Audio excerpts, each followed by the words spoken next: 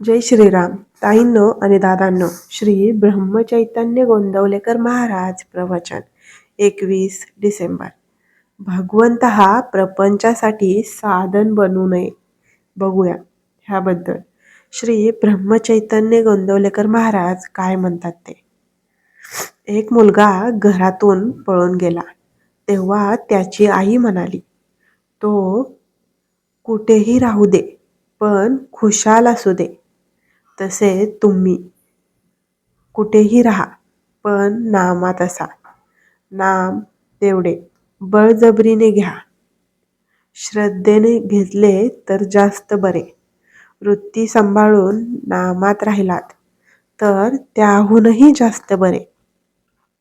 वनस्पतीच्या पाल्याचा रस काढण्यासाठी काही पाल्यामध्ये मध घालावा लागतो, काहीमध्ये दूध, तूप किंवा पाणी घालावे लागते. तसे भगवंताचे प्रेम लाभण्यासाठी आणि नामात गोडी उत्पन्न होण्यासाठी त्या नामामध्ये थोडी श्रद्धा घाला. मी ब्रह्म आहे या अनुभवात सुद्धा मीपणा आहे. नाम त्याच्याही पलीकडे आहे. म्हणून भगवंताच्या नामाचे सतत स्मरण ठेवावे. त्यामुळे प्रपंच सोपा जातो. नामाची सत्ता फार बलवत्तर आहे. जगात असे कोणतेही पाप नाही की जे नामासमोर राहू शकेल. नाम हे त्याच्या शत्रूलाही मदत करते तर ते आपल्याला मदत करीलच. रूपाचे ध्यान मनामध्ये आले नाही तरी नाम सोडू नये. पुढे रूप आपोआप येऊ लागेल. सत्याला काही रूप दिल्याशिवाय आज आपल्याला त्याचे अनुसंधान ठेवता येत नाही. नाम हे त्याचे रूप आहे.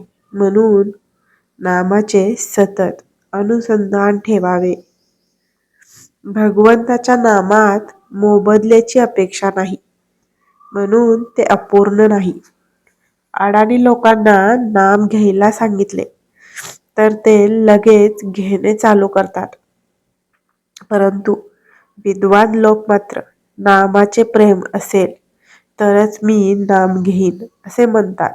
विषयारूपी सापाचे विष उतरलेले नसल्याने भगवंताचे अमृतासारखे गोड नाम आपल्याला गोड लागत नाही. याकरिता या क्षणापासूनच नाम घ्यायला सुरुवात करावी. आपण रामाचे व्हावे आणि त्याला जे आवडते ते करावे. रामाला जाणतेपणाने शरण न जाता नेतेपणाने शरण जावे. भगवंताला अनन्य शरण जाऊन अनुभव घ्यावा. नीतीने वागावे. भक्ती चांगली करावी. मग राम प्रसन्न होतो. ज्ञान श्रेष्ठ खरे पण ते भक्तीशिवाय जगू शकत नाही. कारण भगवंताहून कधी विभक्त नसतो. तो भक्त होय आणि ज्ञानामध्ये भगवंताशी एकरूपत्व असते. म्हणून भक्तीमधून ज्ञान उत्पन्न होते आणि ते भक्तीवरच जगते. खरा भक्त ज्ञानीच असतो. भगवंतासाठी भगवंत पाहिजे म्हणून भक्ती करणारा लाखामध्ये एखादाच असतो. खरी भक्ती तीहीच समजावी. नामाकरिता आपण नाम घ्यावे. राम ठेवील त्यात समाधान मानावे. भगवंत हा प्रपंचासाठी साधन बनू नये. तो साध्य असावा. ज्याने भगवंताच्या नामात आपल्याला आयुष्याचा व्यय केला त्याने जन्माला येऊन सर्व काही साधले आणि जन्माचे सार्थक करून घेतले. बोधवाक्य. ज्ञानी होऊन नामस्मरण करणे किंवा भक्त होऊन नामस्मरण करणे एकच आहे. दोन्हीकडे भगवत प्रेम मुख्य आहे.